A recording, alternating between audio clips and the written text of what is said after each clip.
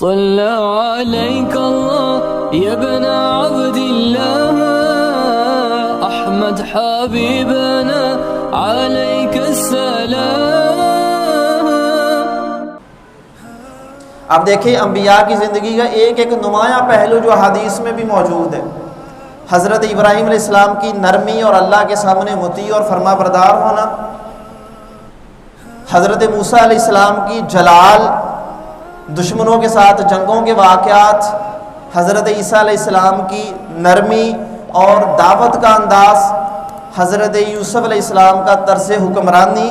اور ساتھ معیشت کو چلانے کا انداز، حضرت ایوب علیہ السلام کا صبر، حضرت اسماعیل علیہ السلام کی والدین کی فرما برداری، حضرت یحییٰ علیہ السلام کا مظلوم ہو کر اللہ کے سامنے اطاعت پر ڈٹے رہنا، حضرت زکریا علیہ السلام کا اللہ پر توکل کرنا، حضرت نوح علیہ السلام کی جلالی طبیعت۔ کسی بھی انبیاء کی زندگی کا ایک ایک گوشہ دیکھیں، وہ ایک ایک نمایاں خوبی ہے، لیکن ہر نبی کی ہر خصوصیت کو اگر یکجا ایک جگہ پر انسان دیکھنا چاہے، وہ رسول اکرم صلی اللہ علیہ وسلم کی ذات مبارکہ ہے کہ ہر نبی کی خوبیاں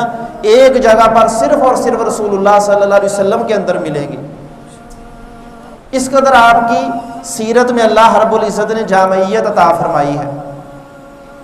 اس کے مقابلے میں دیکھیں حضرت عیسیٰ علیہ السلام کی شادی نہیں ہوئی۔ اگر اس مذہب کا پیروکار یہ دیکھنا چاہے کہ ہمارے نبی کا اپنی بیویوں اور بچوں سے کیا سلوک تھا، وہ کہاں سے معلومات لے گا؟ ان کے نبی جس کی اپنی شادی نہیں ہوئی، وہ کیسے بتائے گا کہ بیوی اور بچوں کے ساتھ سلوک کیا کرنا ہے؟ حضرت موسیٰ علیہ السلام، ان کی زندگی کے بارے میں تھوڑی سی معلومات ہیں۔ اس کے علاوہ اگر آپ جاننا چاہیں کہ وہ ہمسایوں کے ساتھ کیسا سلوک کرتے تھے، ان کا اپنے ماتحتوں کے ساتھ کیا سلوک تھا، آپ کو کچھ نہیں ملے گا، کیونکہ نہ تو کبھی ان کو حکمرانی ملی تھی اور نہ ہی ان کے ساتھ یہ کوئی معاملات ابھی تک موجود ہیں کہ انسان تلاش کر سکے کہ ان کی زندگی کے یہ پہلو تلاش کر لو۔ حضرت داؤد، حضرت سلیمان یا ایک آدھ اور نبی کے علاوہ کسی نبی کو حکومت نہیں ملی، تو اگر کوئی ان کا پیروکار یہ تلاش کرنا چاہے کہ اگر ہمیں حکومت چلانی ہے تو کیسے چلانی ہے، وہ کہاں سے معلومات لے گا؟ اگر بدھ مت کا بانی ہے، وہ دنیا چھوڑ کر غاروں میں چلا گیا، درختوں تلے چلا گیا، اگر اس مذہب کا پیروکار یہ جاننا چاہے کہ میں نے دنیا کے ساتھ کیسے سلوک کرنا ہے، خرید و فروخت کیسے کرنی ہے، لوگوں کے ساتھ تعلقات کیسے رکھنے ہیں، تو وہ اپنے بانی سے کہاں سے یہ تعلیمات لے گا جو کہ دنیا چھوڑ کر جنگلوں میں بھاگ گیا اور وہاں پر زندگی گزار دی؟ اس مذہب کا بانی تو اپنی قوم کو یہ تلقین کر رہا ہے کہ زندگی یہ ہے کہ دنیا چھوڑیں اور غاروں میں چلے جائیں، تو اگر دنیا داری چلانی تو وہ کہاں سے معلومات لائیں گے؟ یہ وہ رسول اللہ صلی اللہ علیہ وسلم کا امتیاز اور خصوصیت ہے کہ اللہ رب العزت نے دنیا جہاں کے سارے اوصاف صرف ایک شخصیت حضرت محمد رسول اللہ صلی اللہ علیہ وسلم کی ذات میں جمع کر دیے کہ دنیا کے کسی جہاں کے کونے میں رہنے والا انسان آپ کی تعلیمات کو جاننا چاہے، اپنے اپنے ماحول کے مطابق عمل کرنا چاہے تو سب کچھ ایک ذات سے ملے، اور یہی رسول اللہ صلی اللہ علیہ وسلم کا کمال اور امتیاز ہے۔ ہندوستان میں ایک ماسٹر حسن علی صاحب، وہ دین کے داعی بھی تھے، یہ غالباً 1920-21 کے عشرے کی بات ہے، تو وہ اس وقت ایک رسالہ رسول اکرم صلی اللہ علیہ وسلم کی سیرت کے حوالے سے جاری کرتے تھے۔ انہوں نے ایک واقعہ لکھا، کہتے کہ ایک ہندو نے جو میرا جاننے والا تھا، ساتھ پڑھانے والا تھا، اس نے ایک موقع پر آ کر یہ اعتراف کیا تھا کہ میں نے دنیا جہاں کے سب بانیان مذاہب کی زندگی کو پڑھا ہے، جتنا کچھ معلوم ہے وہ میں نے دیکھا ہے، لیکن رسول اللہ صلی اللہ علیہ وسلم کی ذات میں جو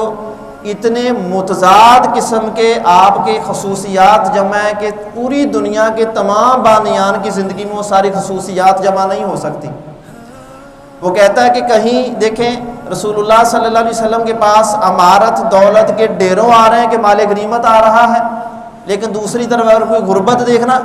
دیکھنا چاہے تو گھر میں کھانے کو کئی دن کے لیے کوئی چیز بھی نہیں ملتی، غربت کی حالت بھی ہے، امارت کی حالت بھی ہے، دونوں کی معلومات اسی ایک نبی کی زندگی میں ملیں گی۔ اگر کوئی حاکم دیکھنا چاہے، آپ مدینہ کے حکمران ہیں، لیکن محکوم جاننا چاہے اور دیکھنا چاہے تو مکہ کی حالت دیکھے کہ لوگ آپ پر ظلم کر رہے ہیں اور آپ صلی اللہ علیہ وسلم وہ زندگی بھی گزار رہے ہیں۔ اگر بطور باپ دیکھیں وہ معلومات بھی ہیں، بطور اولاد دیکھیں وہ معلومات بھی ہیں، آپ کو کچھ سپہ سالار دیکھنا چاہے وہ ساری معلومات ہیں، لیکن دشمنوں کے ساتھ ہمدردی